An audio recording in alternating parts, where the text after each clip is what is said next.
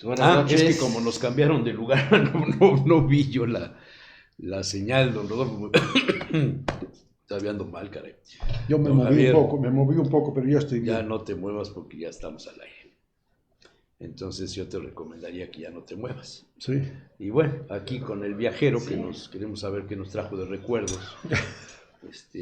Tengo anécdotas, no recuerdos. No, yo esperaba que nos trajeras una calabaza de mate o una matera, alguna cosa ahí de... ¿Cómo se llaman los dulces típicos? Ay, no, son más dulces que los de Guanajuato, que los de Celaya. Sí, no, para nada, no.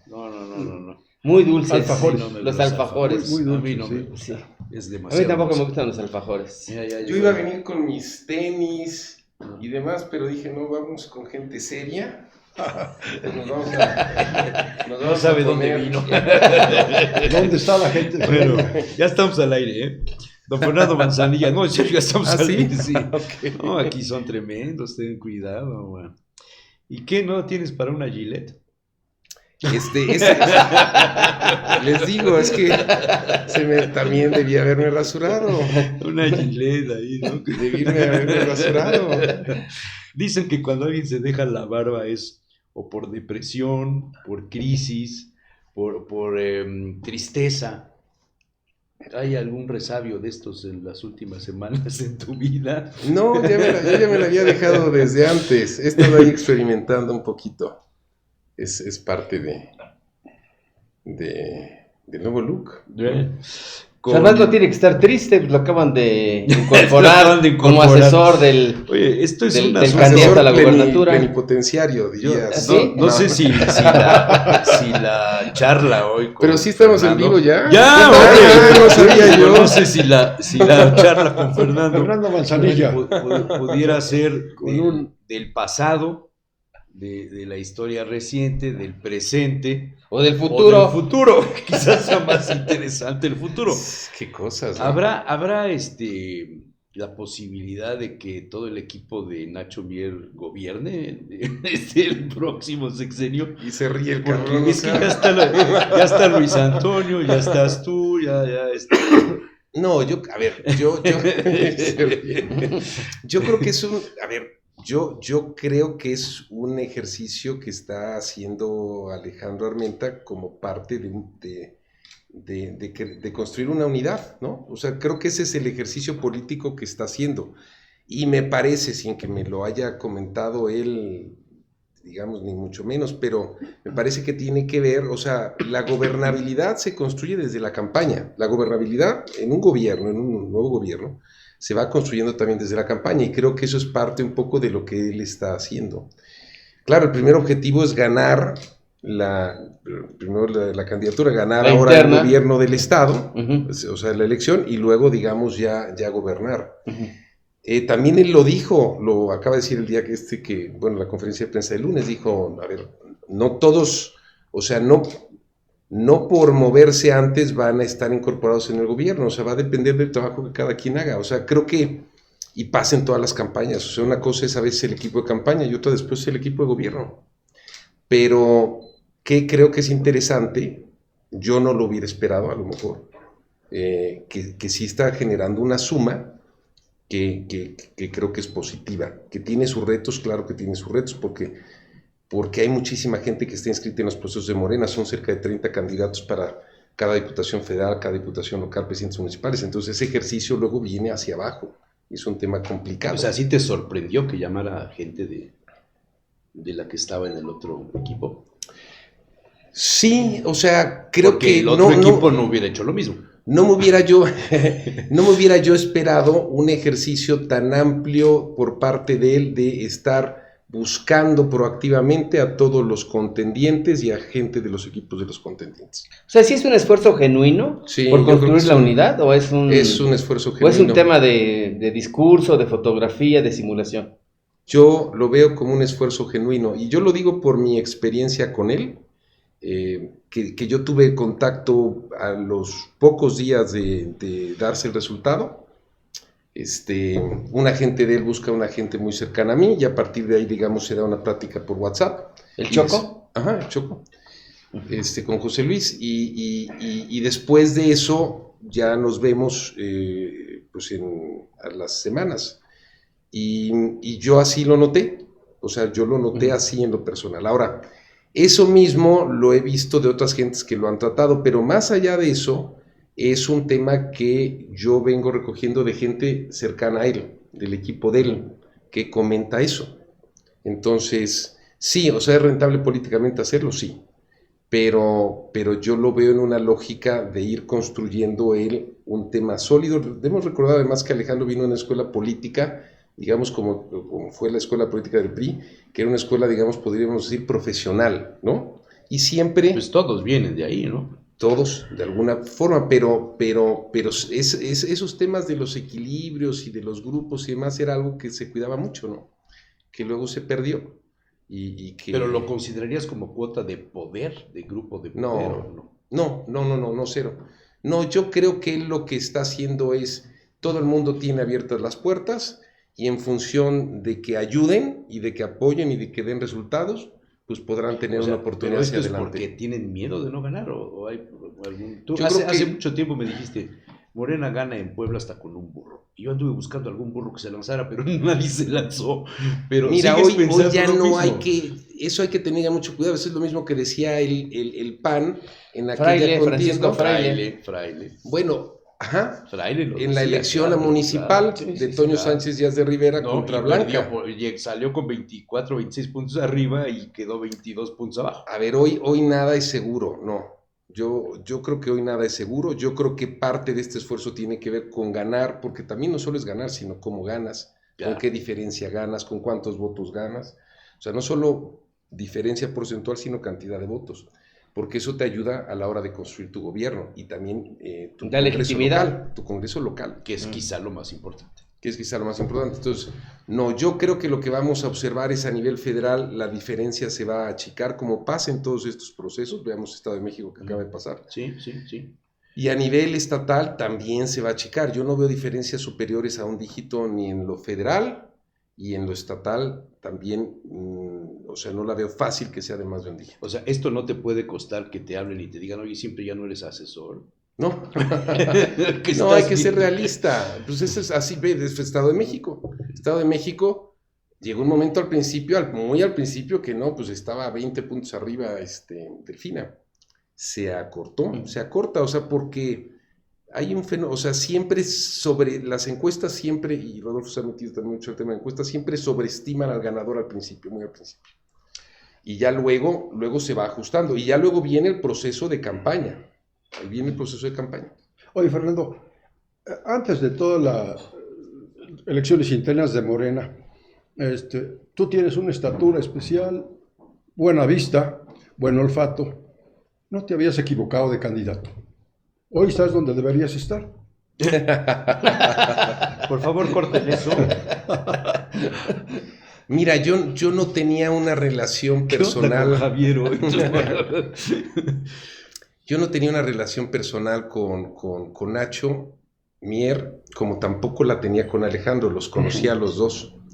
Ninguno de los dos era mi amigo, o sea, no tenía yo una relación personal. Incluso lo he platicado que Nacho no me caía bien, o sea, no tenía yo una afinidad. Uh-huh. Sí, en la campaña, o sea, él me invita pues a finales del año pasado, me dice, oye... ¿Hubo algún intermediario o fue directa la invitación? ¿Con Nacho? Con Nacho. Con Nacho había habido alguna plática previa, como digamos un año antes. Me gustaba el que él hubiera sido un opositor al gobernador Barbosa. Para los que no compartimos el proyecto de él, o no creíamos, digamos, que eso era algo positivo. Bueno, aquí tenemos personajes, digamos, que sufrimos temas entonces. A mí me gustó eso de Nacho, pero no éramos cercanos. Sí, hubo, digamos, alguien que nos ¿Moisés?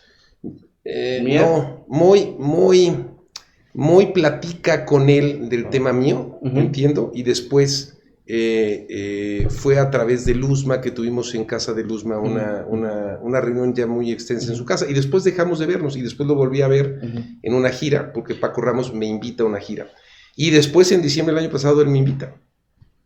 Acababa de pasar todo el tema del gobierno de acá, bueno, el fallecimiento del gobernador Barbosa, lo que pasa acá, y me invita, y acepto, y no me arrepiento, de haber aceptado y construir una relación muy estrecha con Nacho, y si me dices, ¿crees que Nacho hubiera hecho un buen papel como candidato y como gobernador? Sí, claro. Lo creo. Oye, un paréntesis ahí, se especuló, yo no le di crédito, pero te lo pregunto mejor, que en aquel momento cuando muere el gobernador, Nacho habría tratado de influir en que tú fueras el sustituto. Pues mira, como yo no estaba tampoco en ese momento, en esas circunstancias, no me consta nada, pero sí me dicen que en Gobernación Federal estaban trabajando en una terna y que estaban considerándome en esa terna, pero a mí no me consta absolutamente nada, ¿no? Es algo que yo he escuchado. Oye, Fernando, tienes la experiencia de haber trabajado con 3 gobernadores. ¿Qué expectativa ves en este momento? Con 4, ¿no? Con cuatro. A no ser que no le des crédito a... Sí. A Pacheco. Con 4 gobernadores. No, con 4, sí. ¿Qué expectativa, o a Tony Gali. ¿Qué expectativa tienes ahora con este gobierno? Sí, claro. Como presidente municipal. Como presidente, sí, pero luego Rafa ahí me bloqueó y ya no. Como gobernador. ¿Cómo contemplas el futuro gobierno de Puebla? ¿Cómo contemplo el futuro gobierno de Puebla? ¿En qué sentido? En el hipotético caso de que ganara Armenta. Claro, pensando en el triunfo de Armenta y en cuanto al reto que tiene enfrente una Puebla con problemas, inseguridad, malos gobiernos. Sí, claro. Entonces, ¿cuál es tu expectativa? Es que yo siento como que Puebla entró en el túnel del tiempo. En el túnel del tiempo, pero hacia atrás. Pero hacia atrás. Entonces tienes un gobierno que fue el gobierno de Rafael y después el gobierno de Tony, que fue un gobierno, digamos, más corto, pero que fue de mucho desarrollo, hablando más bien de infraestructura, ¿no? Y continuidad, digamos, Y continuidad, o sea, se hicieron cosas muy enfocado al tema de la infraestructura, muy enfocado a lo visible, que es lo que a Rafael le importaba, lo que se viera. Hay cosas buenas, hay cosas no tan buenas, pero bueno, al menos se vieron muchos cambios y ahí están. Y después de eso se para todo y empieza a haber algunas cosas a raíz, digamos, ya ahora del gobierno de Sergio Salomón. Pero el desarrollo pues se para prácticamente 5 años. Entonces, creo que Puebla, y en esos 5 años tienes un crecimiento de los grupos delincuenciales. O sea, el nivel de inseguridad, que todas las encuestas te lo marcan como el problema más importante para los poblanos, es un tema que viene creciendo, empieza a crecer a partir del final de Rafael, se detona realmente ya más con Tony y después se descompone todavía más ahora. ¿Por qué? Porque los grupos delincuenciales, cuando no hay un mando claro. Es cuando entran. O sea, sí fue el peor gobernador del pueblo. ¿Quién? Barbosa. Bueno, es peor dependiendo de cuándo, pero al menos de los que yo haya conocido. Digamos de Gonzalo Bautista a la fecha. Es que no me tocó, o sea, no sé, pero al menos de Melquiades a la fecha. Más que calificar algo, no hay logros visibles en las áreas, ¿no? Eso es. Y lo que, entonces, tanta incertidumbre, que no es culpa por ejemplo, no es culpa nada más de haya sido o no de Barbosa, o sea, hay mucha incertidumbre y eso genera que los grupos delincuenciales crezcan. Entonces traes un problema de inseguridad enorme. No hay una vocación del Estado, o sea, el Estado que es un Estado automotriz. Rafael todavía le quiso dar todavía más el tema automotriz, autopartero, pero no fue al siguiente nivel. Muchos de los estados que son autoparteros, Querétaro, se convierten en aeroespaciales, claro. O seguimos siendo textil, obviamente textil ya no. O tecnológico, pero pues tampoco. Ahora somos mezcaleros y estamos acabando con la reserva. Pero, o sea, el punto es, no hay o sea, la inseguridad. Sí, fue un mal gobernador, la inseguridad está muy mal. No hay una vocación clara del Estado. O sea, puede haber ideas. O sea, el Estado tiene todo para generar a lo mejor un clúster tecnológico y eso... ¿Un clúster de salud? Puede ser de salud también. Lo intentaron hace muchos años. Un clúster de salud, se habló en su momento de Atlisco como un tema, tienes buenos hospitales, es un lugar donde podrían venir a vivir americanos. Es un estado que se volvió un un imán turístico durante un rato, porque con Rafael sí pasó de una noche o noche y pico a doblar eso, o sea, la gente venía a Puebla, no está viniendo ya a Puebla. Entonces sí tienes una serie de retos que sí, yo creo, serán, o sea, el resultado de cuál es la respuesta a esos retos sí es algo que le va a tocar al gobierno siguiente. Sí creo que lo que viene es un momento de definición. ¿Y cuál tendría que ser la vocación entonces? Es como cuando estás en un momento, es un punto de inflexión, o si es inflexión para arriba, o sigues en una tendencia hacia abajo. La tendencia del Estado, en todos los indicadores en general, es hacia abajo. Sí tienes grandes oportunidades, como el nearshoring. O sea, este tema de la cantidad de empresas que se tienen que relocalizar, pero pues eso implica toda una estrategia de gobierno también para traerlas, ¿no? Entonces, es un momento crítico, pero también eso puede ser un momento de grandes oportunidades para un gobierno nuevo, ¿no? Fernando Manzanillo, ¿cuál tendría que ser la vocación? Finalmente, en la pre-campaña de Nacho Mier, se hizo un diagnóstico, se presentó. Luis Antonio Godina. Sí, que es el que hizo Luis Antonio Godina. O sea, ¿cuál tendría que ser la vocación del Estado? ¿Hacia dónde tendría que encaminarse? ¿Cuál tendría que ser su vocación? ¿Tendría que tener una vocación industrial, comercial, de servicios? ¿Cuál tendría que ser su vocación? Mira, yo creo que uno de los grandes logros de Rafael, si no es quizá el principal logro que tuvo Rafael, fue mostrar la capacidad que tiene Puebla de ser un centro turístico. Entonces yo creo que en términos de turismo, de arte y de cultura y todo lo que tiene Puebla, porque es un tema que lo tiene pues por la historia de Puebla, más cosas nuevas que se hayan hecho, pero creo que fomentar el tema turístico en Puebla es algo que ya vimos que funciona, que jala, que trae turismo, que trae dinero y que trae, digamos, una serie de beneficios. Eso es clarísimo. Ahí no hay que inventar el hilo negro. Creo que el otro, en esto te tienes que acomodar a la coyuntura. Si la coyuntura es una coyuntura global que está situando a México en una posición única, pues el tema del nearshoring y una estrategia muy agresiva para atraer estas inversiones, que básicamente son muchas de ellas inversiones industriales, y Puebla de manera no tiene natural. Parques industriales. No, pero tienes zonas, bueno, tienes una ciudad modelo que es una zona abandonada, o sea, puedes desarrollar tú una serie de incentivos para atraerlos, pero tienes que ser muy agresivo, o sea, tienes que ir y competir, digamos, bueno, yo hablo allá... Con estados como Querétaro, como San Luis Potosí, que han desarrollado más infraestructura que la de Puebla. Dar incentivos, o sea, Rafael en su momento, pues la planta de Audi, pero sí se pasó con los incentivos, ¿no? Se pasó. Porque la quería, pero hoy hay muchísimas empresas que se van a estar relocalizando, yo creo que es el segundo. Y tercero, el mundo va hacia la tecnología, la gran creación de valor está en la tecnología. Un estado, una empresa que no está en la punta tecnológica es una empresa que no va a poder competir.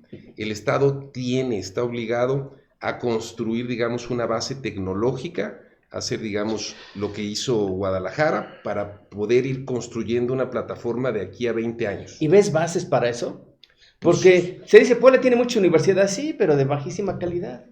O sea, yo no veo que las universidades de Puebla estén innovando en tecnología, estén haciendo aportaciones científicas o la ciencia. O sea, sí tiene muchas universidades, pero no veo, digamos... Pues es que ahí sí está el rol a lo mejor del gobierno como un articulador, pero sí tienes una base importante de universidades que tienen seriedad, a lo mejor no son tecnológicos. A ver, sí tienes un tecnológico. Bueno, hay muchas universidades tecnológicas. Pero, públicas.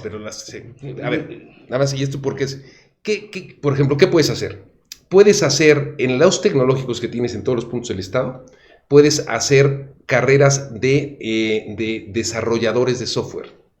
Y esos desarrolladores de software que tú puedes a lo mejor en el tecnológico de Izúcar capacitar, pueden, porque allá hay igual de talento que en otros lados, con esas habilidades pueden empezar a trabajar en la India. Pero es lo que menos hacen las universidades tecnológicas. Bueno, pero ahí es donde el gobierno sí puede generar las carreras de administración, no hay SNI, no hay. Yo te estoy diciendo lo que yo creo. Las tecnológicas tendrían que ser ya tecnológicas, pero tecnológicas de alta tecnología.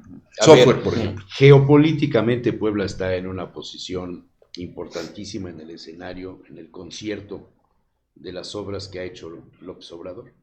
el transísmico, nos queda muy cerquita y somos camino de alguna manera la entrada al sureste. Claro. Estamos entre Veracruz y Acapulco, devastado, ¿no? Estamos en el viejo paso del comercio de la nao de China del siglo XVI y XVII. Puebla tiene un papel importantísimo.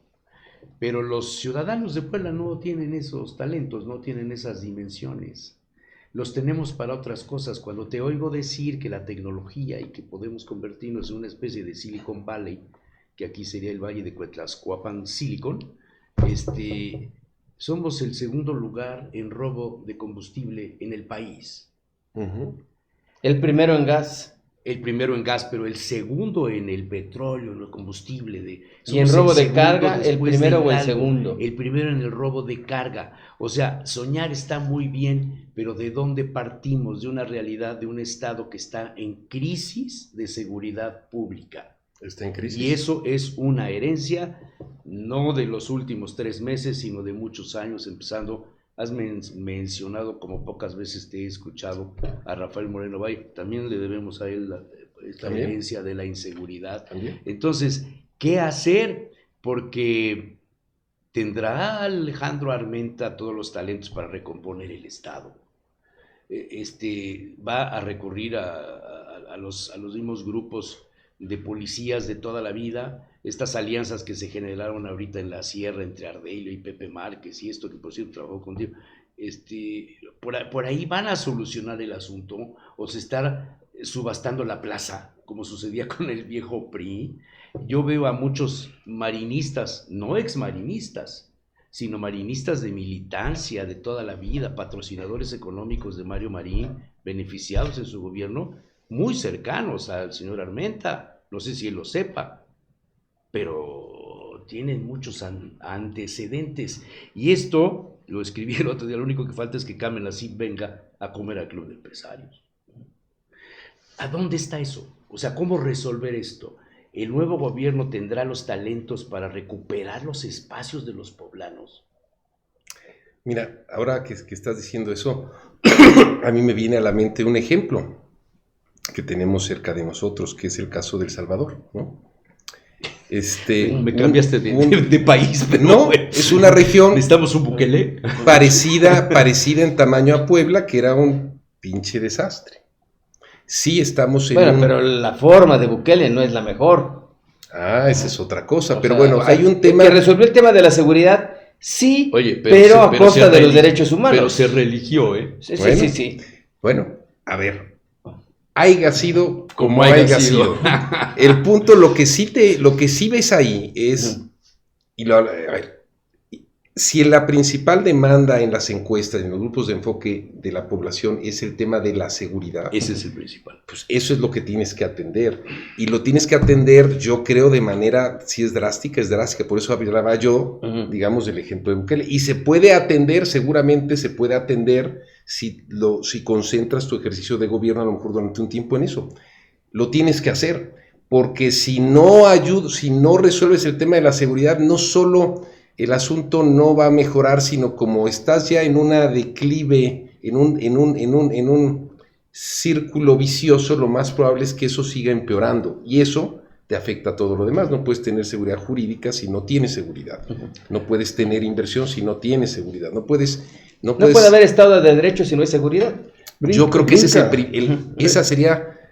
es el primer tema, no porque yo lo diga, es porque la gente es lo que está pidiendo, el tema de la seguridad. Nos brinca la referencia que hace Fernando de la República del Salvador, pero no le tengamos miedo. La clave está en tener en una mano la espada y en otro la ley, pero si no se atiende ese asunto, Puebla no va a emerger. Tienes mucha razón. A ver, pero no me quedé, no encontré la respuesta de lo que yo preguntaba. ¿Hay los talentos en el próximo gobierno para resolver esto? Eso vamos a tener que ver primero. Yo creo que... A mí me dio gusto que te llamaran. Bueno, pero yo no soy especialista experto en seguridad, ¿no? Pero tampoco Los se ve un expertos. especialista de seguridad en el equipo que hemos visto de Alejandro Armenta. Nada. Bueno, pero pues todavía es pronto. O sea, lo que voy con esto es, o sea, tú me haces una pregunta. Yo eso es lo que creo que la gente está, no creo, es lo que los números dicen y las encuestas indican que la gente está pidiendo. Un tema de ese tipo tiene que ser drástico. O sea, como dice Javier, drástico. O sea, a lo mejor no al extremo de violaciones de derechos humanos como en otros países, pero sí tiene que ser drástico. Ahora, yo a él que sí... Sí, la aplicación es estricta de la ley, eso sí, digamos, eso sí lo comparto, pero les con voy a decir los derechos humanos. Quizá primer por un plática escuadrón con él. canino encabezado por su perro, ¿no? No sé, Podría bueno, a ver, controlar el Estado. Tamaulipas, un estado, bueno, habían matado al que fue el gobernador electo. Controlado por los Zetas. Controlado por los Zetas, sí.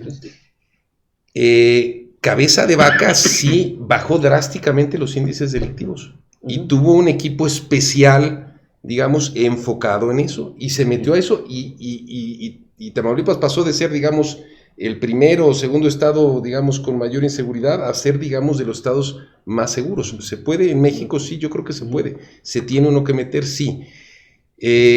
¿Cómo lo va a hacer él si gana? Eso sí, no lo sé. Lo que sí puedo transmitir aquí, porque eso me tocó platicarlo con él, es una enorme conciencia de él de que el tema no... O sea, el tema de ser gobernador es un gran honor. Y esta es una plática que yo tuve con él la primera vez que nos vimos.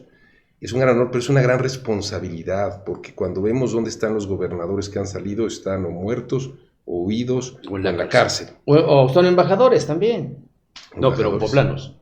Los poblanos. Sí, los poblanos. Okay. Entonces, al menos en lo que él me transmitió esa vez, era su enorme foco de estar pensando en el tema de ganar, pero en el tema de generar un buen gobierno. Lo vi muy enfocado en eso. Ahora, es todavía muy pronto, pues, para que yo sepa qué está pensando, no, que sepamos en general, pero al menos lo vi muy consciente de eso. De que, porque antes yo creo que el tema es, pues, llego a gobernador y ya, pues, hasta me tranquilizo, ya me la llevo tranquila, disfruto, decían, hay que disfrutar el poder, o sea, hoy es otro momento. Es otro momento. Eso de disfrutar el poder ya hoy no se puede. Oye, pero en medio de esto, cuando decías en un inicio las distancias se van acortando entre uno y otro candidato, no, tú manejas datos estadísticos. La vez que vino Lalo Rivera hace 2 semanas o 3 semanas, o cuando vino, le preguntábamos de esto y él decía que la diferencia es de 1 dígito, que no es de 2 dígitos, ¿no? Creo que dijo eso, ¿no? Que no era de 2, sino de 1. ¿Tú lo situarías así? ¿Hay una diferencia de 1 dígito? No, hay una diferencia de dos dígitos. O sea, no le ves riesgo a que... No, siempre hay un riesgo. Gane Lalo Rivera. Siempre hay un riesgo. O sea, siempre hay un riesgo como en cualquier campaña, porque es una contienda. Hoy está, digamos, siempre las campañas tienden a irse cerrando conforme va a empezar el proceso. Eso es algo natural y normal. Pero luego viene el proceso, y en el proceso pues es como una pelea de box, o es es una contienda. Entonces, ¿cómo se desempeña uno y cómo se desempeña el otro? Creo que Alejandro tiene digamos, dentro de sus virtudes y sus positivos está que es una gente experimentada en la parte política electoral. La ha vivido como candidato él, como coordinador de campaña. Como dirigente de partido. Como dirigente de partido, la ha vivido, la conoce. No, y tiene ahí gente de... Y creo experiencia. Y creo que Lalo no es alguien... cuando tú eres opositor, tú tienes que ser opositor. Y yo, con toda franqueza, desde que estaba Barbosa, yo veía a Lalo más preocupado de ser el candidato de Barbosa que de ser un candidato opositor. Que ser la cabeza de la oposición. Que ser la cabeza de la oposición. No ha sido, y tú escribiste de eso, o sea, no ha sido opositor. O sea, si Lalo quisiera ganar, tendría que convertirse, que no le fue fácil a Rafael, pero convertirse en un opositor como se convirtió Rafael en la campaña. Y eso fue lo que generó tema. Como se convirtió Doher con Marín. Como se convirtió Doher con Marín. Y francamente, Lalo lo aprecio y demás, es un tipo serio, pero es un tipo plano. Y no es opositor. Y creo que ahí él tiene... O sea, no le ves ninguna posibilidad. A ver, en esto nunca hay ninguna. O sea, desde fuera yo digo... Uno tendría que hacer mal las cosas y el otro las tendría que hacer muy bien. El que las tendría que hacer mal, yo veo que tiene mucha experiencia, el que las tendría que hacer muy bien, parte de un tema de su forma. De su forma. Oye, ¿Qué tan pesado, qué tanto va a influir el tema de la zona metropolitana? Pues sí. La cuestión de Mario Riestra y del presunto candidato, que no sé si lo destaparon ya o no lo destapan. Todavía no, Bueno, oficialmente todavía no. a Pepe Chedraui. Lo destapó Rodolfo. Ah, ok. No, y si- bueno, y si lo ojalá destapó yo tuviera la y si posibilidad lo- de y si destapar. lo destapó Rodolfo, quiere decir que no va a ser. No, pero entre estos dos pareciera que está la definición de quién pueda gobernar, si Armenta o Rivera. En la lucha por la zona metropolitana. Riestra. No, No. quién pueda ganar la elección a nivel estatal, Ujú. Armenta o Rivera, dependerá de quién gane la zona metropolitana. No sé qué porcentajes, antes era el 33%, 35%, 38%, ahora no sé cómo estarán esos números, pero la presencia de Pepe Chedraui le dará garantías al senador de afianzar la O sea, posibilidad le suma de Pepe, ganar, le suma Pepe o Chedraui le va a a Alejandro restar Armenta. a los morenistas tradicionales, como se ha filtrado ahí en algunos videos y manifestaciones y demás. ¿Cómo ves esto tú? A ver, primero yo creo que el que gane la ciudad no necesariamente va a ganar el gobierno del estado, y ya lo vimos en dos elecciones recientes de gobernador, la de Marta Erika y Barbosa. Barbosa gana la ciudad, o sea, gana la zona metropolitana y pierde el estado. Y después en la siguiente, digamos, pierde Barbosa la ciudad y gana el estado.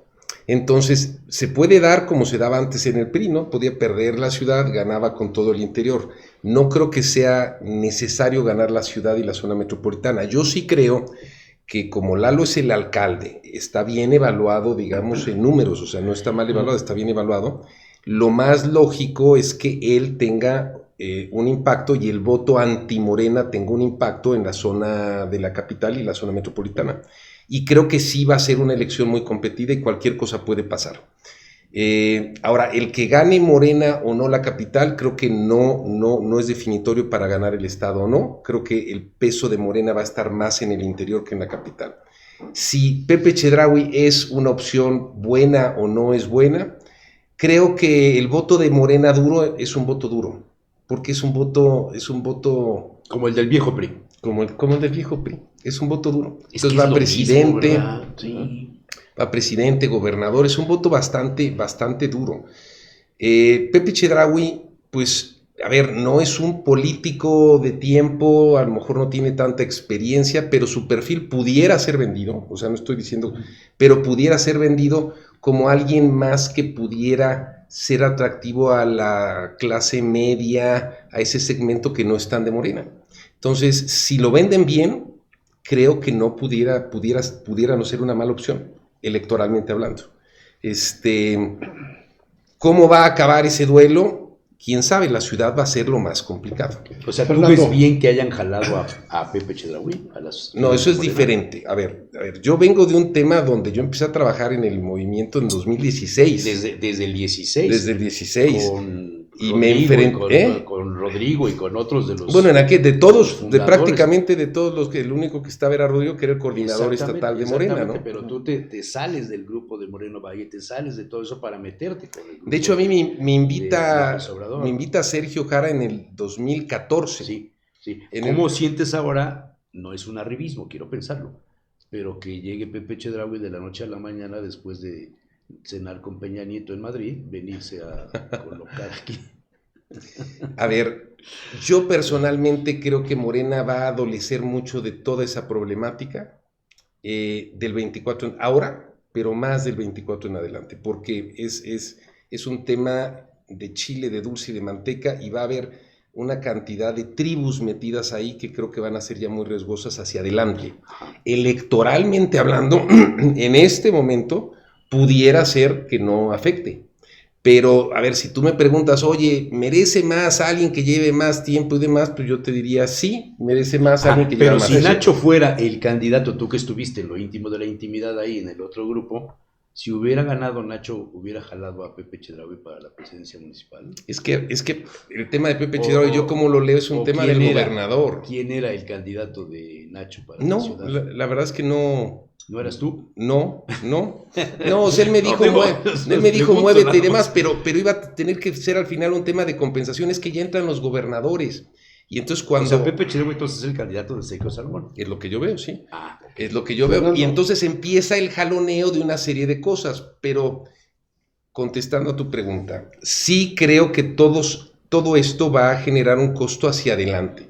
Sí lo va a generar porque vas a tener una cantidad como de tribus internas en Morena y Nada más que unas con penacho de plumas De Moctezuma. pero electoralmente a lo mejor ahorita va a funcionar. Paisán y otros con Oye, plumas Electoralmente ahorita puede funcionar. Fernando, Finalmente es va a una funcionar. pregunta provocativa, Sí. claro. ¿Pasó por tu cabeza ser tú el candidato en estas circunstancias idóneo a la presidencia municipal? Con este bagaje que traes, tu cercanía, tanto con Nacho como con Alejandro, ¿pasó por tu cabeza alguna vez ser candidato a la presidencia de Puebla? Mira, cuando estaba yo trabajando con Nacho, Ujú. Nacho en distintos momentos me dijo, muévete, empiézate a mover. Y empezaste a comer chalupas y tacos y ir a los mercados y todo eso. No, de por sí tenía yo una estrategia de redes, sí fuimos. Pero era muy difícil porque además, finalmente en el equipo de Nacho, pues también yo era alguien El nuevo. coordinador. Y era el coordinador y tampoco podía yo estar con un ojo en el gato y otro en el garabato. Y en repetidas ocasiones le dije, más adelante lo platicamos. Entonces él sí me lo dijo en privado y en público porque había otras gentes en la mesa. Pero no era, o sea, en mi rol de coordinador no era algo funcional, sensato, posible, ¿no? Claro. Fernando, hemos hablado mucho del futuro. Yo quisiera preguntarte del pasado. Uh-huh. ¿Tú consideras que un error de Nacho Mier para no haber sido el candidato de Morena fue que no tendió puentes, no construyó puentes, lazos con el gobernador Céspedes? ¿Tú crees que fue el factor que inclinó la balanza a favor de Armenta? No, eso te puedo decir que no fue el factor, pero creo que Alejandro hizo en la parte cupular un ejercicio de mucho acercamiento. Y no solo a nivel estatal, también a nivel nacional. Y creo que Nacho, teniendo una gran relación con muchos actores, a lo mejor no le puso el peso específico y el esfuerzo específico que a lo mejor Alejandro sí le puso. Y vamos a poner un ejemplo, porque es muy, muy, muy claro. Por ejemplo, al final Nacho se decanta, porque al final se decanta en un tema de amistad con Adán Augusto, ¿no? Sí. Con Adán Augusto. Sí. Y él mantiene esa vinculación y esa relación. Y ese tema le cuesta, porque en el grupo de Claudia al final decían, pues es que es el hermano de Adán Augusto. No es una gente cercana, es el hermano de Adán Augusto. Y finalmente él mantiene ese tema hasta ahora. el final. Y hasta ahora. Ese tipo de cosas creo que sí costaron. Sí costaron. Y creo que Alejandro en eso fue más Construyó una relación, por ejemplo, Alejandro con Julio Scherer. construyó una relación con Julio, ¿no? Y con Claudia. Que le permitió, digamos, construir una relación con el equipo de Claudia. Tú no por ejemplo. pensaste nunca, y lo platicamos un día, Rodolfo, y yo no sé si te acordarás, pero en el evento ese que tú hiciste ahí en el edificio de García Limón, el día que tembló, ¿te acuerdas? Sí. Nos sentamos en la misma mesa Raúl Torres, su mujer, no me acuerdo quién más, y estaba Barbosa y estaba Armenta en la misma mesa, y cuando se iban se fueron a despedir de nosotros y les dijimos siéntense y les preguntamos, todavía no había sucesión, pues estaban en el proceso, ¿no? ¿Quién de los dos va? Y Armenta dijo, no, yo voy con el senador Barbosa. Y Barbosa dijo, no, yo voy con Alejandro. Me acuerdo, claro. Entonces eso lo platicamos un día, lo escribimos y demás. Y yo siempre pensé que al final del día, diría Pepe Ojeda, al final del día, si no se hubiera muerto Barbosa, los candidatos finalistas hubieran sido Salomón y Armenta. ¿Crees eso? A ver, sí. Porque el grupo se decantó inmediatamente por Céspedes, protegiendo a Armenta. No, pero Barbosa nunca quiso a Armenta. Uy. No. ¿Seguro? No. No Y sería- les voy a platicar, Bueno, ¿eh? fue el secretario de Gobernación. Pero durante- Eso lo debe tener muy claro. Durante 6 meses a lo mejor le dijo mentiras. No, bueno, No, y no, en no. la campaña, o sea, Lo engañó. No, él Si engañó a otros. Él nunca quiso a Armenta. Yo lo que creo en el caso del gobernador Barbosa es que él traía su juego y armó, digamos, algunas fichas propias, el caso de Olivia, el caso de Sergio Salomón, el caso, no me acuerdo, del secretario de Salud. del secretario de Salud. Ah, es claro, ¿no? Martínez, sí. Pero bueno, estos, Y Julio, sí, por supuesto. Julio. que no, Julio todavía no estaba Todavía no estaba en el grupo. Era director de ahí en Gobernación. Este era su tema. Y entonces él decía, si me dejan poner candidato, lo escojo de acá. Y si no me dejan, mi candidato es Lalo. Creo que eso era clarísimo con él. Si no, iba a decir, Sí. claro, o sea, si no, pues no. O pues sea, ustedes se el ocupan. gran perdedor con la muerte de Barbosa fue Lalo Rivera. Yo creo que sí. Ahí está la nota, esa es la cabeza. Yo creo que sí, pero Alejandro nunca fue, para Alejandro fue muy difícil el que Barbosa lo dejara de atacar. Y creo que en eso jugó un papel Julio Huerta. Pero nunca de rompió, acercarlos. digamos, a diferencia de Nacho. Con Nacho sí se Pero digamos, nunca sí se rompió enemistó. porque Alejandro, o sea, hizo todo para aguantarse y para tratarlo de sobrellevar. Ujú. Mientras que Nacho Ese se es mandaron eso. mutuamente a la chingada, ¿no? Exactamente. Ajá. Pero no. Hablando castellanamente. No, yo creo que de todas maneras la sucesión iba a estar entre Nacho y entre Alejandro. Esa es mi impresión. Y sí, Barbosa iba a tener candidatos, como de todas maneras hubo, pero que tampoco representaban políticamente tanto ni iban a crecer tanto. Lo que sí hubiera pasado es que si no era uno de sus candidatos, él hubiera abierto la posibilidad de jugar en contra. Oye, la presencia de la viuda de la señora Rosario. Barbosa, Rosario, Orozco Caballero. presuntamente en la candidatura por Tehuacán, ¿cómo la ves? Van a perder Tehuacán. No, a ver, Tehuacán, como todas las zonas urbanas, va a ser más complicada para Morena. Las evaluaciones que yo vi en su momento de los gobiernos, del gobierno de Tehuacán, eran muy malas. Platicas con la gente cuando vas allá, muy mal, el tema de la basura es una cosa crítica. Sí, el presidente no tiene buenos números. Está No, de la no, chingada. Y quería reelegirse y los números no le daban. Ahora, aún así, yo en números que llegué a ver, Morena todavía muy arriba. Ujú. Sí creo que se va a cortar ahí la diferencia y sí creo que cualquier cosa puede pasar. No sé qué tan buen cartel o no tenga esta señora allá, no lo sé. Pero va a ser una elección Pero es competida. un puente de plata, digamos, para sumar a todos los grupos, sería el estilo Yo creo que de ese es- yo creo- Armenta. Yo creo que La es eso. presencia de Chucho Morales. Y no solo, padre e y no hijo. solo creo que venga de él, creo que esto viene hasta del tema de Claudia. O sea, de darle un espacio a ella, Sí. que el marido la no llegada terminó. de ir etcétera. sumando, ¿no? De ir Morales, sumando. la llegada de los Morales de Chucho padre, Chucho hijo. ¿Cómo percibes eso? Pues La llegada Chucho de hijo lleva Germán. tiempo ahí. Sí, pero... o sea, Bueno, fue estamos candidato del hablando- PAN también. Estamos hablando de Al los, diputado de los federal por viejos Tepeaca. grupos priistas importantes, ¿no? Es que Puebla Puebla, tradicionalmente las elecciones se ganaron aquí a través de los cacicazgos. Sí. Así era. Sí.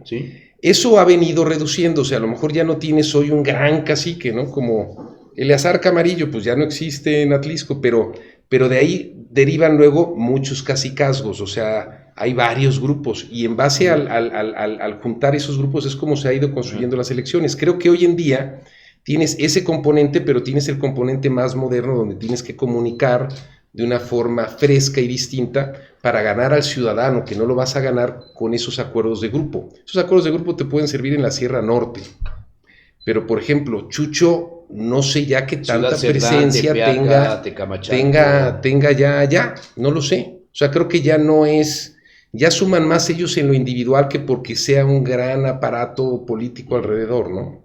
Fernando Manzanilla, ¿cuál va a ser tu función o cuál es tu función como asesor? Buena pregunta. De Armenta, o sea, ¿Vas a cobrar? ¿qué área te está, digamos, asignando? Mira, cuando hablamos, yo construí con algunas personas un sistema de información muy bueno y muy sofisticado que fue utilizado en distintos procesos electorales, que sirve para la planeación y después para la integración de la promoción al voto y la depuración y la verificación de datos, y después lo mismo para la estructura electoral. La supervisión de la estructura electoral. Pues más que la supervisión, lo que tienes que hacer, porque te van subiendo un montón de datos, primero tienes que empezarlos a cruzar, los tienes que cruzar. Que no haya Tienen simulación. INES, no tienen cines, y ya después eventualmente eso incluso con tu base de datos agarras y les empiezas a mandar, ¿tienen teléfono o no? Bueno, pues entonces les mandas un mensaje, te contestan o no, o sea, hay muchas cosas que ya la tecnología ayuda. Entonces yo cuando lo vi le dije, yo te puedo ayudar en principio en eso. Y con eso ya hemos tenido algunas reuniones y estamos avanzando en eso. Han surgido algunas otras cosas más en la plática. A lo mejor le digo, oye, ya están haciendo esto. Pues sí, pero ¿por qué no te metes tú? Cosas de ese. Yo creo que va a ser un tema conforme vaya avanzando esto irán surgiendo cosas, ¿no? Pero en principio lo que yo platiqué con él era empezar a ayudar con el tema del sistema. Oye, Fernando, retomando la idea de Rodolfo de hablar un poco del pasado, te tocó ser figura clave en 2 gobiernos que genéricamente son catalogados como muy malos, el de Moreno Valle y el de Barbosa. ¿Qué aprendiste como funcionario de segundo nivel? ¿Qué aprendiste de lo que viste por ahí? ¿Qué experiencia te dejó? Muy malo. Depende de a quién le... Moreno Valle en términos generales no pasó como muy malo. Sí, depende a lo Quizá mejor fue muy malo para determinadas con personas. Una deuda de 40 mil millones al Estado, que estamos pagando todos. Pero y ahí están las cosas. O sea, yo no lo defiendo, pero no lo pondría en esa calificación de muy malo. Yo lo pondría hasta muy malo. Fíjate, creo que son las cosas. Mira, aquí sintió los efectos. Aquí sintió los efectos, Rodolfo. El de Moreno Valle, no el de Barbosa. Yo estoy hablando de Moreno Valle. ¿Sí? Barbosa sí, pero el de Moreno Valle yo no lo pondría entre los muy malos. Bueno, de esas, ¿qué experiencia deriva? ¿Qué es esto? ¿Qué enseñanza? Que el ego y la soberbia te pueden destruir.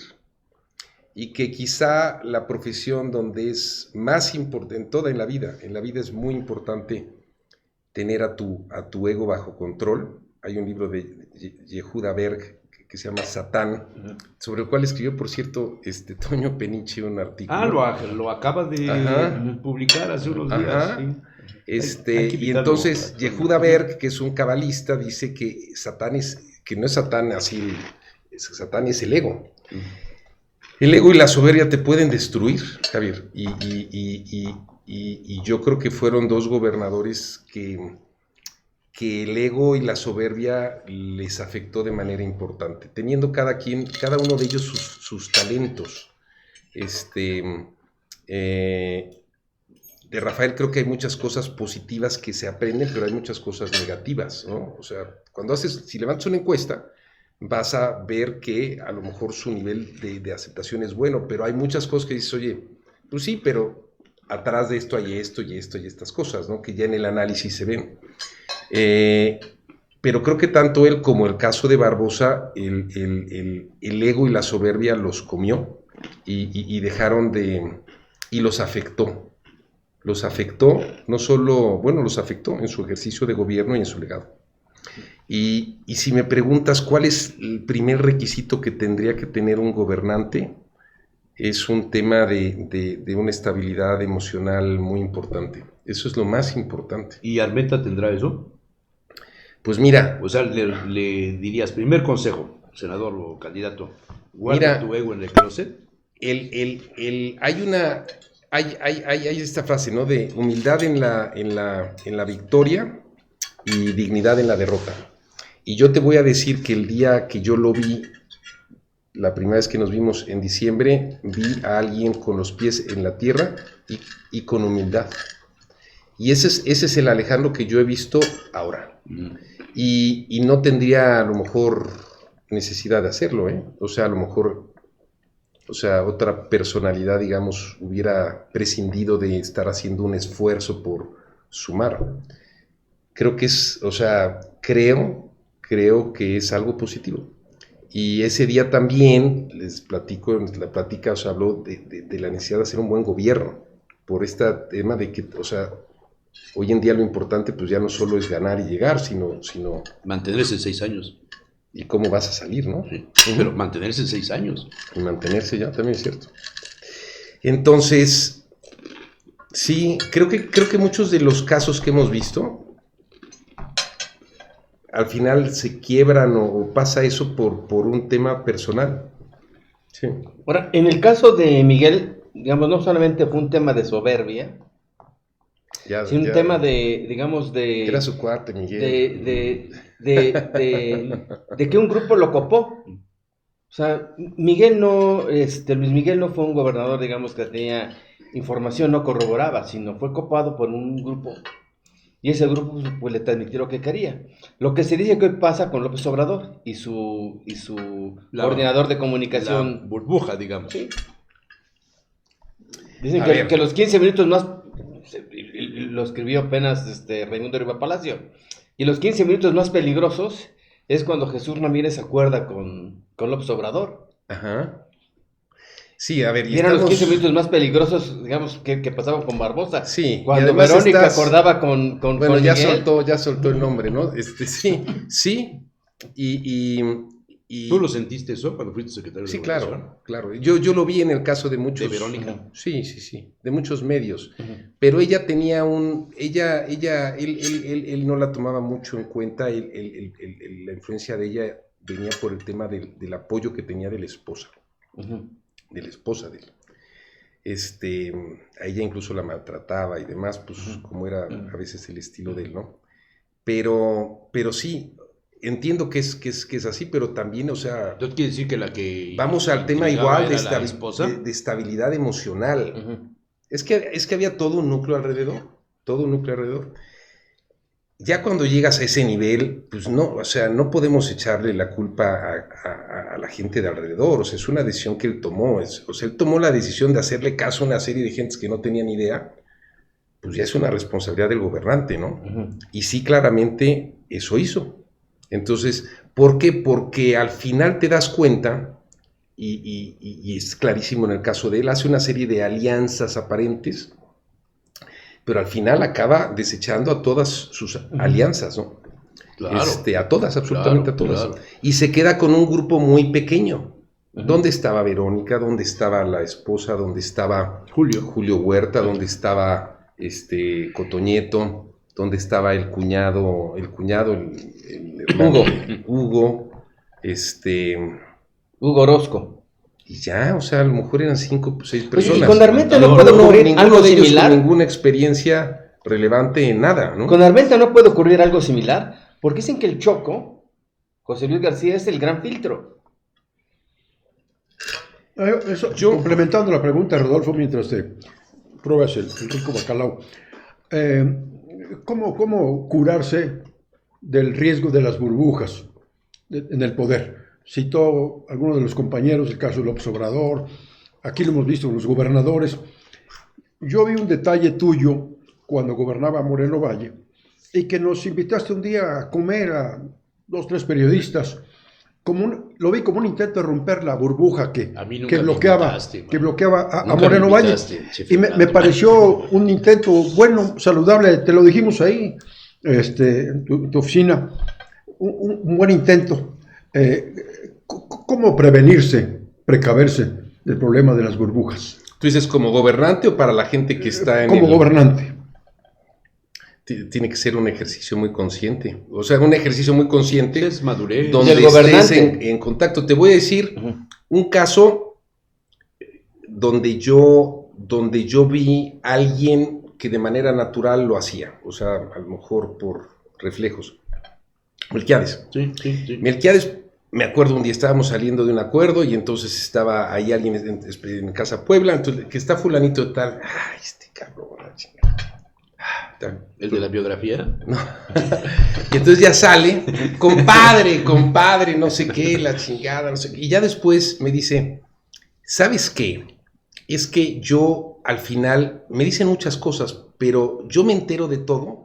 No por las cosas que me traigan mis funcionarios, sino por lo que me dicen. Por la gente, comunicación que tiene. con la gente. Y entonces él iba a los pueblos, él iba a los municipios y hablaba con la gente. Y eso al final de cuentas era su sistema de inteligencia. O sea, su sistema de información y de inteligencia era lo que la gente le iba diciendo. Entonces de manera natural no tenía como un cerco, o sea, sí tenía funcionarios más cercanos, tal, pero él salía... Rompí ese cerco. Él salía con permanentemente. esas visitas. Hay que hacer eso. Sí, cuando tienes a alguien como Barbosa que en su condición física no le era posible, entonces ahí sí es el caso más peligroso porque entonces lo tienes secuestrado, ¿no? En el caso de Alejandro yo no lo veo así, primero porque es una gente como muy activa y muy de contacto. O sea, no lo ves con el riesgo de que lo secuestre un grupo. No. Y ahora que le preguntaron, fíjate, le preguntaron en la conferencia de prensa del lunes, porque dijo, oiga, y su gabinete, tal, y dijo, a ver, aquí nadie tiene garantizado, pero nadie tiene garantizado nada, ¿eh? Nadie. Y quien empiece a pensar que porque viene y tal, que le quede claro que aquí se ganan los espacios y el trabajo y bla, bla, bla. Entonces, sí, yo veo que en el equipo de campaña a lo mejor hay ciertas gentes que tienen más funciones, pero veo que todo lo está, digamos que él está concentrando las decisiones, me refiero en el caso de la candidatura. Oye, yo nunca he protestado, o sea, eso que te tomen protesta. Me he manifestado, pero rendir protesta no. ¿Con qué mano se rinde protesta? Con la derecha. ¿Seguro? Sí, claro. Vean las fotos de Alejandro Armenta donde rinde protesta como candidato de Morena, con la izquierda. A lo mejor en la izquierda se usa la izquierda o no. No, yo nunca he Entonces no protestado. siempre es la derecha. Bueno, vean las Sí. fotos. Y luego, lo del perro. ¿Cómo? Tú te Pues, fijas es que interesante, ¿no? Es Es interesante. que soy ser humano. No, está interesante.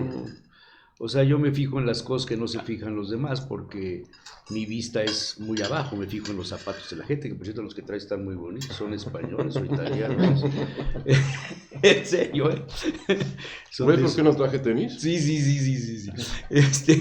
Pero el perro, o sea, yo conozco a don Alejandro Armenta, porque ahora Tommy. ya tengo que decirle don, pues hace 20 y algo de años, mano, cuando llegó Marín, andaba ahí ya un poquito antes con Bartlett, andaba ya por ahí con Germán Sierra y estas cosas, y nunca le vi al perro ni al caballo. Y luego, al momento que toma posición como director del DIF, tampoco le vi al perro. Luego siguió secretario de Desarrollo social. Desarrollo social, tampoco le vi al perro. Luego anduvo en el PRI, tampoco le vi al perro. Y ahora de repente le veo al perro todos los días, hasta el momento de tomar la protesta lleva al perro. ¿Es parte de la estrategia para que los perros voten o Bueno, hay una iniciativa, hay una iniciativa en eso, entonces está acompañando todo este asunto, ¿no? Es interesante, ¿no? Porque en Corea, por ejemplo, se acaba de prohibir ya la crianza de perros para consumo humano. Quizás sea un mensaje al futuro. ¿Cómo que para consumo? O sea, en Para que ya no se Corea, coman los perros. nunca está en Como Corea. en China. Nunca está en Corea. No. Ah, pues un día ve, antes de que se termine la prohibición, les quedan 2 años para seguir. Ahí hay criaderos de perros para comerse. Sí, claro. Pues, bueno, tú te los comes acá, pero no te enteras. Pero, no te digo dónde, pero no te enteras. Y entonces ya se van a prohibir a partir de 2 años. ¿Será un mensaje esto subliminal al futuro? La sociedad se está moviendo hoy más en función de proteger a los animales que a los seres humanos. Se está moviendo más en función de estos valores, de estas... me acuerdo hace muchos Pues años... a veces pesa más eso. O sea, hay más Por escándalo eso, por los espérame, lomitos que porque matan a no sé alguien. por qué les llaman lomitos, pero me acuerdo hace muchos años, cuando eras el secretario de Rafael, empezaste con una campaña por la felicidad, ¿te acuerdas? Por la paz. Por la paz y la felicidad. Tiene ¿no? que ver con la Llevaba felicidad. las dos Sí, cosas. Y traías gente que leía en público, la voz, Sí, claro. la lectura en voz alta, reunías gente en los parques, y levantaste un movimiento que a mí me emocionaba un poco, porque pensé que íbamos ya a aterrizar los intereses de la sociedad en un concepto de cultura para levantar el espíritu y para verdaderamente provocar la paz y la felicidad. Por desgracia ya no seguiste haciéndolo, ¿no? Cambió tu vida, te movieron todo el tapete. Pero ¿será que por ahí puede ir Alejandro? Bueno, el día que tuvimos la conferencia de prensa, él dijo, cuando habló de mí dijo, es que Fernando y yo tenemos muchos intereses comunes, como es el tema de la Banco of felicidad, America y eso. No. de la felicidad y el humanismo mexicano, que son temas que a nosotros nos gustan mucho. Yo siento en parte de su discurso, desconozco porque no, así como traté después a Nacho y lo traté de manera cercana y lo pude conocer, a Alejandro no lo conozco. Entonces no te puedo yo responder, pero veo en él ciertos temas, o sea, el tema del perro, él me platicó, pues creo que lleva como 6 o 7 años con el perro, sí. con Tommy, ¿no? Y le tiene un gran cariño a Sí, Tommy, a lo mejor se es público ahora, se ¿no? ve, sí. Un Golden Retriever, ¿no? Uh-huh. Entonces sí creo que él tiene de repente ciertos intereses en eso, por eso la tesis, que desconozco porque no he visto la tesis, pero sí vi el título que tiene que ver con Por Amor a Puebla, algo así. Por ahí va, sí. Que es un buen diagnóstico, ¿eh? No sé qué El trate. libro ese de Por Amor a Puebla es un buen diagnóstico de Puebla. Ok. Con muchos números, datos muy actualizados, creo que es un buen diagnóstico. Y usar la palabra, el concepto Amor. te abre un escenario diferente. Sí. Por lo menos no piensas en el odio, en la es revancha. igual que el tema de felicidad, amor, son palabras con, dirían, alto nivel. No estás tan errado, porque tú fuiste visionario en Puebla en el tema de la felicidad, y hoy hay gobiernos que han creado Secretaría de la Felicidad, Sí. y en Harvard ya hay 2 posgrados de felicidad. 3. Entonces, Y creo Lupán que también tiene fuiste- un grupo, digamos, de Estás académicos hablando con trabajando el el tema de la futuro felicidad. secretario de la felicidad de Puebla. No, pero sí es un tema, bueno, Oppenheimer acaba de escribir un libro Sí, que se llama, no me acuerdo ahorita el nombre del libro, pero habla del tema de la felicidad. salir del pozo. ¿Cómo salir del pozo? Habla del tema de la felicidad aplicando a países, a organizaciones y a personas. Sí. O sea, al final la gente, todos, de manera consciente o inconsciente, lo que hagamos, sea tomar una copa de vino, sea comer algo, sea salir a caminar, sea decir algo, sea ver a alguien, es porque pensamos que nos va a dar mayor nivel de bienestar o de felicidad. Luego como no sabemos qué cosa sí, pues entonces pensamos que algo nos lo va a dar y es un espejismo y no nos lo da, pero el ser humano está pensando en eso constantemente. ¿Por qué no los países? ¿Por qué no los gobiernos, no? A ver, Fernando, tenemos 5 minutos, nada más les advierto. ¿En qué arquetipo sitúas a Armenta? Ay, mire, ese es un buen tema. Si quieres, hacemos otro programa. No, Hablar yo he de los visto arquetipos ciertas... de Jung. No, sí, hablando de los arquetipos, y fíjate que alguna vez lo pensé, él tiene mucho guerrero. O sea, hablando de los 4 grandes arquetipos, el guerrero, el rey, el lover o el amante y el mago, él tiene mucho guerrero.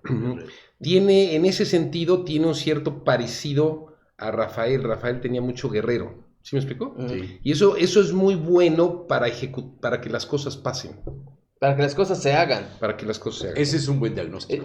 Fernando, de los jefes que has tenido, y has tenido muchos jefes, desde que estabas en Convergencia, hoy Movimiento Ciudadano, has pasado por la administración pública. Bueno, primero por el PRI, ¿no? Uh-huh. Bueno, mi primera, saliendo de la universidad, mi primera campaña, sí, saliendo literalmente fue la campaña de Colosio y luego la de Cedillo. Ese fue mi primer jefe, Fernando Solís Cámara. De todos los jefes que has tenido, A ver si le hablas, ¿no? ¿cuál sería tu mejor Que nos baje jefe el agua. y por qué? ¿Y cuál sería tu peor jefe y por qué? Uy, es que de todo se aprende. No, de todo se aprende. Por ejemplo... Pero ¿cuál dirías que es el mejor y por qué? No vais a decir el ingeniero, ¿eh? ¿Mm? No vais a decir el ingeniero. El ingeniero su papá. De todos, No vais a decir mi papá. de todos he aprendido, pero quizá quien me deja hoy más enseñanzas de lo que es la política, y puedes entender de muchas maneras, pero como contacto con la gente, es Melquiades. Bueno, en aquella cena que te dio en su casa cuando te despediste, que todo el mundo te dijo, pero ¿cómo te vas? Y andaba buscando al candidato a la presidencia municipal y muchos nos acercamos y le dijimos, pues aquí lo tienes sentado junto a ti, ¿para qué te haces? Yo aprendí de todos, pero en particular él creo que era un mago de eso, y creo que eso le permite, esa cercanía de él natural con la gente, es lo que O sea, le ese fue tu permitió. mejor jefe. Sí. Sí. Por ¿Y la el comunicación y por la forma Por ese aprendizaje, bueno, quizá y además por la era una sencillez, ¿no? delicia. Sí, Bueno, era una sencillez. delicia, digamos, o sea, pues era un hombre Sigue siendo. ¿Y Todavía. cuál sería el peor y por qué? Es que hasta los malos de los malos te llevas cosas positivas. Que aprendes. Sí. O sea, mi peor, o sea, a quien más padecí fue a Barbosa. Ujú. Sí. ¿Y qué es lo que más padeciste de él? O sea, ¿cuál sería lo peor lo que más te hizo padecer con Barbosa? Pues es que Barbosa, yo creo que en este proceso donde él mismo se dejaba, lo que hablamos, este tema del círculo, y yo creo que él tenía muchos temas propios de él, de odio hacia Rafael y Martelli, que todo esto, y entonces no era quién me la hizo, sino quién me la paga, y el hecho de que yo hubiera estado ahí, aunque yo rompí, es más, yo rompí con Rafael cuando él todavía era aliado de Rafael, ¿no? Y él siguió siendo aliado de Rafael. Claro.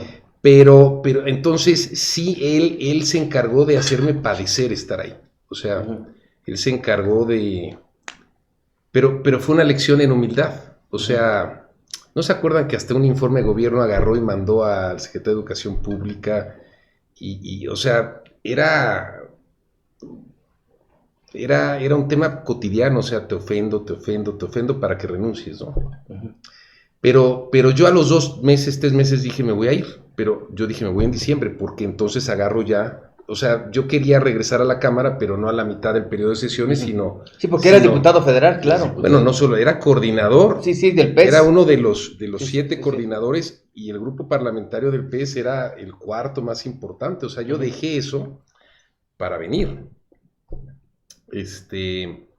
¿Te arrepientes? ¿Te arrepientes? Yo creo que de nada hay que arrepentirse, porque pasan unas cosas por otras, pero con él fue muy difícil por eso, porque hizo todo lo que pudo hacer para tratar, digamos, de humillarme, de generar, y ya cuando yo quería renunciar, ya no me quería, o sea, no me quería ver para que yo le entregara la renuncia. Entonces la renuncia se la tuve que mandar por WhatsApp. No me digas. Sí, O por sea, te WhatsApp. vas cuando yo ¿Tendrás quiero copia? que te vayas. Es que era su tema. ¿Tendrás copia de WhatsApp? Sí. Lo voy a buscar. Sí, Ese silencio es que sí. igual, no, yo no lo borré, igual y sí. Sí. Oye, Madrid, Hace mucho tiempo que no voy. ¿por qué no nos Extraño. organizamos ahorita antes de que las elecciones? Sí. Dicen que hablé con un amigo mío madrileño, con el que estudié allá, dicen que es espectacular. Sí. Está lleno de mexicanos. Por cierto, ahora, ¿no? se murió Isabel Mijares, que yo creo que tu mamá la debe haber conocido. Ajá. ¿Quién eres Isabel Mijares? La señora del vino, la primera enóloga de España, Ah. del siglo pasado, alumna de... Sí, subí una foto Peinot, apenas en su face. Emil Peinot, muy amiga de Carmen Guaspo, que era muy amiga Sí, de tu de mamá. mi mamá. Perdón, estamos en el cotilleo ya aquí de la sociedad, pero... Dicen que está espectacular. Vamos a San Isidro. No, sí vale la pena. Sí, y le dije a mi amigo, este año me voy a organizar para ir. Sí. Muy bien, pues yo creo que ya se nos fue el tiempo, ¿verdad? Aunque es la 4T y creo que no se pueden hacer ese tipo de cosas, ¿no? Estamos en la pobreza franciscana. Bueno, Pero siempre entre paréntesis. Oye, pero siempre hemos sido en turista. Siempre. Fernando, muchas gracias. No, gracias a Un placer, ustedes. un placer. Qué Vale rica plática. vale la Vino, pena qué volver a rico. hacer otra charla como esta. Me sorprendió gratamente lo bien estructurado que está Fernando, actualizado con la Puebla de hoy. Claro. Muy bien. Gracias a ustedes. ¿Algún Muchas comentario gracias. final, compañero? Gracias. No, pues yo agradezco la franqueza y la transparencia para responder. Es algo que siempre se agradece de una entrevista. Claro. ¿Tú quieres agregar algo más? Pues vuelvan a invitar y hay, digamos, luego primer plato y segundo plato, o aquí acabó todo? Es el primer tiempo. Estamos Ya la en sobremesa autoridad. ya. Querías Estamos en la transparencia. autoridad. Déjanos ver cómo nos va en el próximo gobierno. Ya te digo. No, muchas gracias. Bueno, de muchas verdad, gracias. 3 grandes Gracias, profesionales. Carlos. Gracias a Nat. Ese señor no sé quién es, pero gracias. Hoy no vino Flora, le mandamos un saludo a nuestra querida Y Flora. qué bueno que no dejas de escribir. Eso es. Sí, eso es muy estamos. bueno.